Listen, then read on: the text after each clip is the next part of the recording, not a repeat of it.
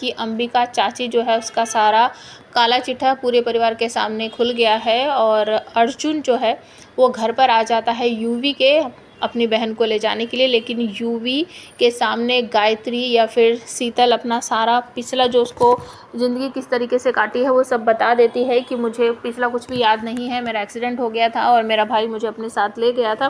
वो सारी बातें उसको बता देती है तो यूवी को भी यकीन हो जाता है कि सच में मेरी माँ के साथ बहुत गलत हुआ है। और इसी वजह से कथा भी कहती है कि कभी कभी ऐसा होता है जो हम आँखों से देखते हैं ना, वो भी आधा अधूरा सच होता है। तो यूवी को यकीन हो जाता है कि मेरे मामा ही यहाँ पर गड़बड़ हैं। और तभी अचानक से अर्जुन आकर घर में शोर मचाता है, शीतल दीदी कहाँ हो, जल्दी बाहर आओ, मैं आपको लेने आया हूँ। और तभी यूवी के दादाजी आकर शोर मचाते हैं कि ये घटिया आदमी हमारे घर के अंदर कैसे आ गया, इसे बाहर निकालो, बाहर फेंको। अब कहानी में जो नया ट्विस्ट है वो आने वाला है कि वो इतना नाराज़ क्यों है अर्जुन इस परिवार से, और बदला क्यों लेना चाहता है, और ख़ुद की ही बहन का घर उसने क्यों इस तरीके से तोड़ दिया, बर्बाद कर दिया।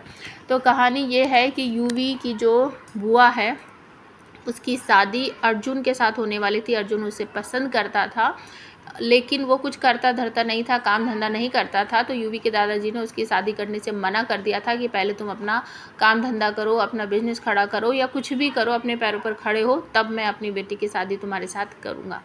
तो धीरे धीरे करके सभी राज पे से पर्दा हटता है और अंबिका चाची का भी राज खुल जाता है कि ये ही मिली हुई है अर्जुन के साथ। और उनको अच्छी तरीके से पता था कि शीतल भाभी कहाँ है कहाँ नहीं है, उनको क्या हो गया, उनकी याददाश्त खो गई है और अभी भी यही उनको लेकर यहाँ से भागने वाली थी, गायब करने वाली थी। ये सुनने के बाद सारा परिवार चौंक जाता है और अंबिका चाची को घर से निकल जाने के लिए कहते हैं बड़े चाचा, और कहते हैं कि तुम हमारे घर में रहकर हमें ही तोड़ने की कोशिश कर रही हो। मुझे तो पहले से ही लग रहा था कि तुम किसी और के साथ मिली हुई हो, और तभी तो तुम फ़ोन पर हमेशा लगी रहती थी किसी किसी से बात करने।